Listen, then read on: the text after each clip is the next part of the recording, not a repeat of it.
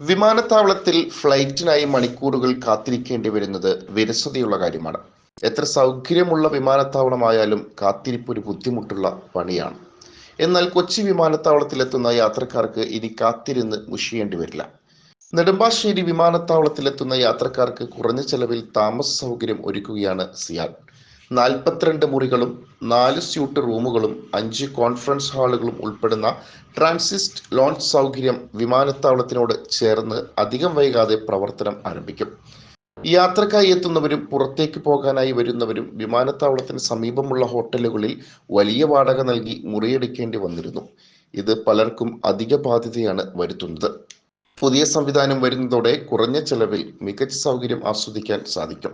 42 കോടി രൂപ മുടക്കിയാണ് transit launch നിർമ്മിച്ചിരിക്കുന്നത്. മുറികളിൽ വളരെ മികച്ച സൗകര്യങ്ങളാണ് യാത്രക്കാർക്ക് വേണ്ടി ഒരുക്കിയിരിക്കുന്നത്. കുറച്ചു സമയം മാത്രമായി മുറി ആവശ്യമുള്ളവർക്ക് മണിക്കൂർ അടിസ്ഥാനത്തിൽ വാടക നൽകിയും വിശ്രമിക്കാൻ സൗകര്യമുണ്ടാകും. ബാർ, ജിംനേഷ്യം, സ്പാ, റെസ്റ്റോറന്റ് അടക്കം എല്ലാവിധ സൗകര്യങ്ങളും ലഭ്യമാണ്. Kochi city voice.